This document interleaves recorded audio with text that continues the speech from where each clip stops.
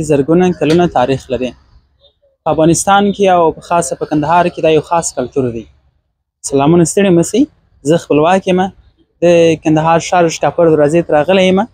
دلته به له خټینو لوښو جوړونکو سره مرکه وکړو. له دوی به وپوښتو چې دغه لوښي څه ډول جوړوي، څنګه یې جوړوي، څه شي جوړوي او د کندهار برسېره نورو کوم ولایتونو ته صادروي.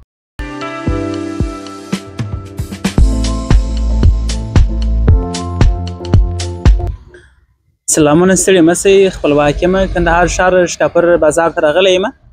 دلې له کلال ښاغلي قادرجان سره غږېږو چې دوی دغه منګیان او همداسې دغه نور خټین لوښي څه ډول جوړوي. له کومه وخته په دې کار باندې بوخت دی. نور له ده سره غږېږو. قادرجان ستړي مه شئ. بخیر یاست؟ خیر بخیریت دي. ډېره مننه. تاسو ښه یاست؟ الحمدلله فضل د خدای. تاسو ژوندی اوسئ.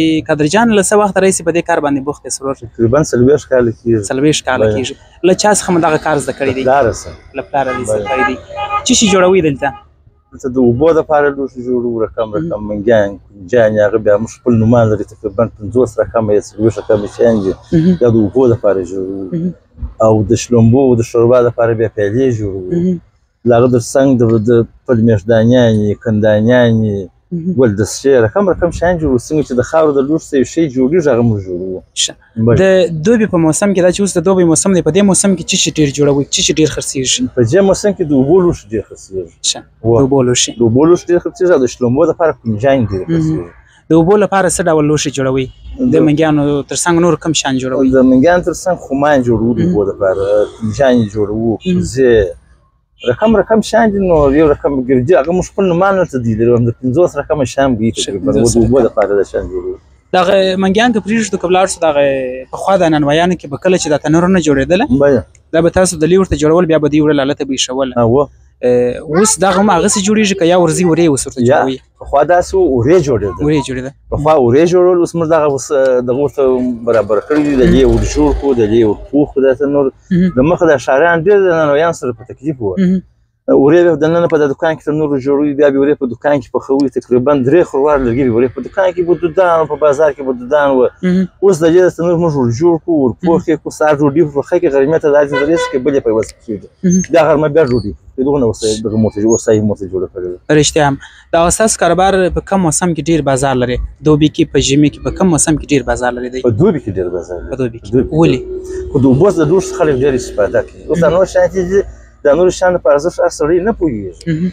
هغه وایي مثلا د خاورو پیاله دا زموږ څه خلکو چې دي داسې په دغه کې نه دي لیدلي، په تعلیم او تربیه کې دا نه دي ویلي. هغه وایي د خاورو لوښي نو خاورو لوښي څه کړو، دا د دغه پیاله ښه ده، د ناشکن پیاله ښه ده. د دې په ارزښت خبر شي، بیا باور جوړ کړي په ټول ژوند کې د ناشکن د لوښي استفاده وکړي، د خاورو د لوښي به استفاده کوي. بالکل رښتیا هم. ښه، د ژمي په موسم کې بیا څه شي جوړوئ؟ په دوبي موسم کې دا تاسو یاد کړل چې منګي دا شی جوړوو. په ژمي کې بیا څه شي جوړوئ؟ په ژمي کې خو نو بیا منګیان خلک نه غواړي. د ژمي په موسم کې بیا د شوربا دپاره پیالې جوړوو. نو بیا د شوربا پیالې خو دونه کارېږي نه. خو ما درته وویل چې د دې په ارزښت هر سړی نه پوهېږي. په دې په 100 نفرو کې تقریبا 2 کسه په پوهېږي.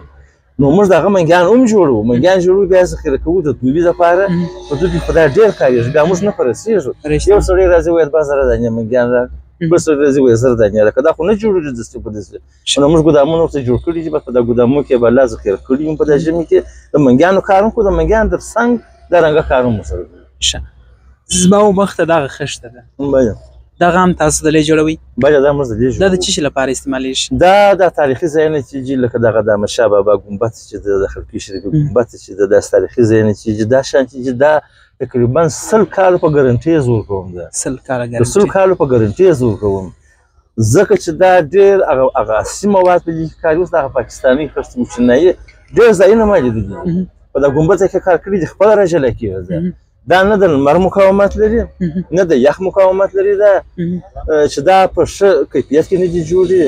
او دغه زموږ شی چې دي، زموږ شی دغه لوی مثال دغه د احمدشاه بابا ګمبد نه ده. دا خو په دغه انقلاب کې د مرمۍ پښې کې مښتې وې، په اتیر تحریک یې دا سموله. باور چې وسه په قلمه په چکش به یې وخت زنده راجله کول. دا رقم ټیږي وې.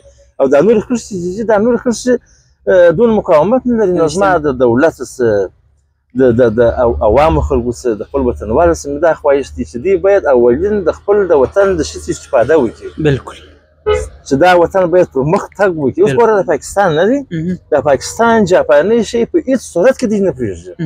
جاپاني شی ځکه اوس نن د پاکستان پارلمان چې د جاپاني ګرانه خرڅېږي، خو دا د دولت یې کومک ورسره کوي. د دولت دا زموږ هېڅ چې وروره که پلاستیکي راوړي که تاواني شی راوړي بالا بس ما زه مسؤل دي مسؤل زه واخه شي چې راوړي د وطن ته. اولین خواست مې د دولت څخه دا دی، د دولت باید د خپل وطن شي ته توجه وکړي. رښتیا چې ځکه دا ستا په افریقا کې مثلا زما په افریقا کې 10 کسه اخته دي، که دا پرمختګ وکړي په دې کې به 100 کسه زما سره اخته دي. د وطن تولیدات به موږ رسېږي، د مفاد زموږ وطن ته بېرته رسېږي. یوه دا خبره ده. بله خبره دا ده د عوامو خلکو ته، خپل وطنوالو ته مې دا خبره ده چې دغه د خاورو لوښي د خاورو لوښي د جې قیامت 100 افغانۍ د جې د کوجې قیامت دی. دغه د پښتورګي ډبرې د پښتورګي میکروب دلته کسان چې پوښتنه وکړي عمده مریضان یې غټې مریضان یا د اوبو څخه پېښېږي یا د غوښې څخه پېښېږي. دغه په اوبو کې په د پښتورګي کې د ډبرې چې پیدا کېږي نو خلک خو ډبرې نه چوري یا خپله د پښتورګي ډبره راشنه کوي، خو دغه اوبه د انسان فلټر دي. دغه پښتورګي د اوبه چې دی څښي ناپاکه اوبه دي، زموږ په وطن کې پاکې اوبه نشته. ګوره دا خندق داسې په ښار کې راچېر شوي دي د ناپاکو اوبو، خامه خندق دا په ټول ښار کې چېر شوي دي.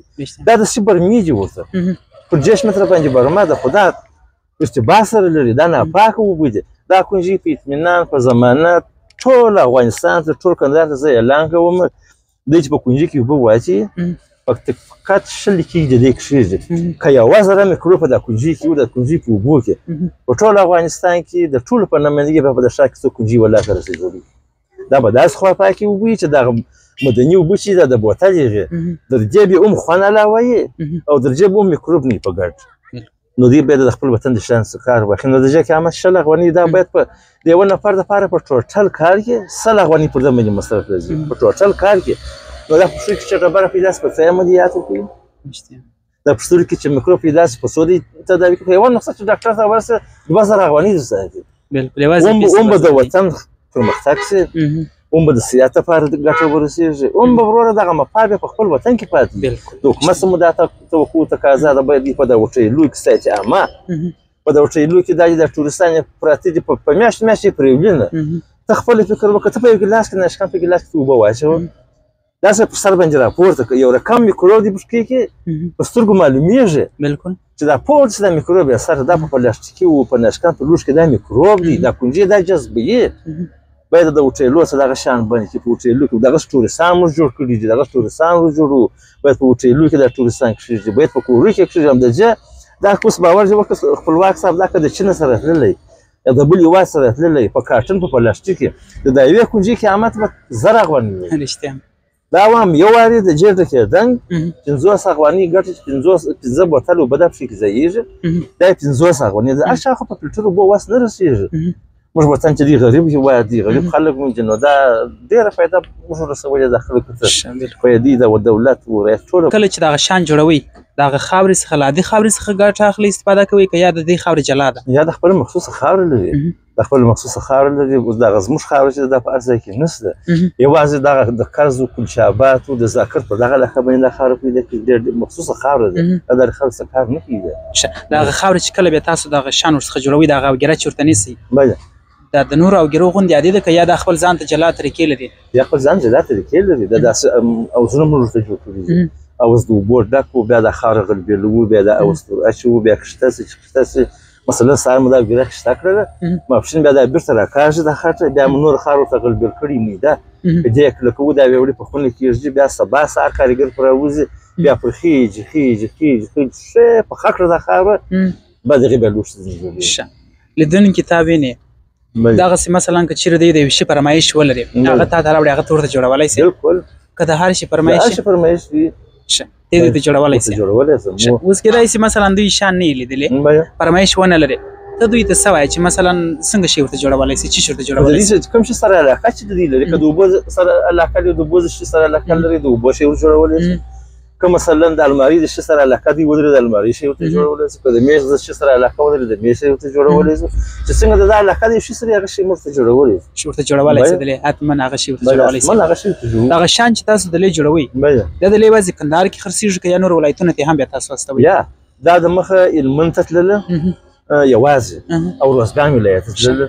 اوس دا په هرات کې ما دغه شیان شروع کړي دي، هرات یې باره وړې خلک ورسره وړل شوي دي نیمروز ته بارېږي فراه ته بارېږي زابل ته بارېږي دا څو ولایت ته د هرات یادونه تا وکړله هلته هرات ته د شان استه وي که یا ورې خپل هم داسې د ورته لرئ موږ یې وراسته وو ورې دوکانداران دي بس موږ یې وراسته وو بس دا خمان دي منګیان دي کاشنان دي د شوروا پیالې دي ډېر شان وراسته وو ډېره مننه وروستی کوم پیغام څه دی پیغام بس د ټولو هېوادوالو څخه دا خواهش دی دا پیغام دی چې بس د خپل وطن خدمت باید وکړي په خپل وطن کې باید کار وکړي دا بعضې خلک دي بعضې ځوانان دي خپل وطن چې څه استعداد یې ولري که د تعلیم په بخش کې استعداد لري هم ځغلي خارج ته که د کسب په دغه کې دی استعداد لري هم دی ځغلي خارج ته دا زموږ وطن دی وطن زموږ دی موږ د وطن یو د خپل وطن سره باید مینه پیدا کړو په دغه وطن کې موږ ځای دی د دې به ښخېږو په د خپل وطن کې د ټولو ځوانانو سره د ټول افغانستان د خلکو سره دا خواست دی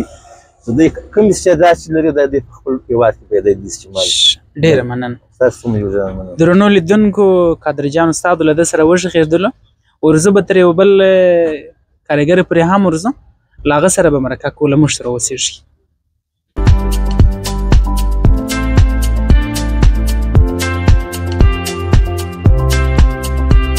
لیدونکو بیا هم ښه راغلاست راغلی یم د یو بل کارمند پرې دی دغه خټه جوړوي د ده څخه به وپوښتو چې دا خټه دی څنګه ورته جوړوي څنګه یې ورته پخوي بیا د منګیان څنګه ورڅخه جوړېږي ستړي مه سئ ګرانه دوسته خیر اوسې ته ستاسې ستړي مه سئ ډېره مننه لیدونکو ته که د نوم یاد کړې نوم یې اسدالله دی اسدالله جان اسدالله جان څه کوې دلته په څه شي باندې اخته دلته د خټو پخوم خټه پخې څنګه پخېږي دا دا په لاسو یو وار په پښو دغسې لغټېږي لکه هغه بیا دلته دغه رقم په لاسو دغه ګډېږي دغه خټه پخول ځان ته مهارت غواړي که یا هر شاګرد کولی شي دا پخوي یا دا ځان ته مهارت غواړي هر شاګرد نشي کولی ستا څومره وخت کېږي چې په دې کار باندې اخته یې د خټې پخولو باندې زه د خټو پخولو باندې تقریبا 15 کاله بیا کېږي یوازې ته په همدا کار باندې کار نه کوې بیا بل کار نه کوم یوازې په همدا کار دغه د خټې پخول یوازې ته کوې که بل څوک هم در سره شته یا یو بل یو هم راسره دي دا هم زده دي که چیرې ته نه یې بیا هغه کولی شي خټه پخه کړي یا هغه بیا یوازې نشي کولی نو که ته نه یې بیا کار به بلا پاتې نو تا بل کس ته داسې نه دي روزلی چې دغه شی دې ور زده کړي چې هغه خټه پخه کړي یا دروست کوم داسې سړی دلته نه دي روزلی دغه خټې ته پخولو تر څنګ نور شیان هم ستا زده دي هغه کولی سې ښه د دې تر څنګ بل څه شي جوړولی سې د دې څنګ مثال دغه منګیان هم جوړولی شم نه زما پلار چې درته ویل پر د څرخ باندې هر شی چې راته وایي مثال جوړولی شم هغه شیان دې هم ورسره زده دي هغه مې هم ورسره زده دي دا د خټو پخولو ته تقریبا زه به یو 2 میاشتې کېږي چې ورته راولی یم ول ته ونیسه دا کار کوه که یې در مخ ما هغه کار کوئ در مخ مې هغه کار کوي هغه د منګیان مې جوړول شیان مې جوړول او اوس یو میاشت 2 کېږي ول ونیسه دا اوس دلته اخته یې خټ ورته جوړې اوس خټ ور پخوم ډېره مننه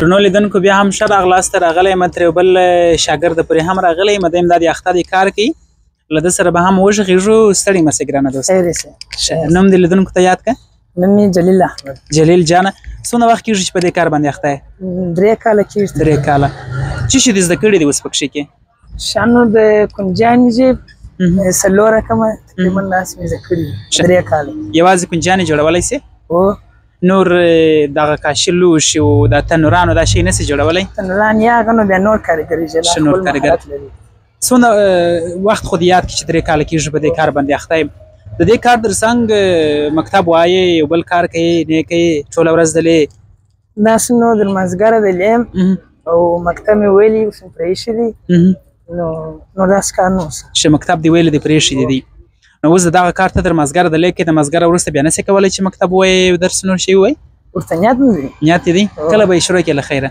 داسې نو بیا چې بل څه دغه پسرلي یې خپله شروع شي بل کال ولې خو تعلیمي کال چې دی در اوسه نه دی خلاص شوی ورته نیت یې دی له خیره ښه زه ډېر ښه مننه ژوندی اوسې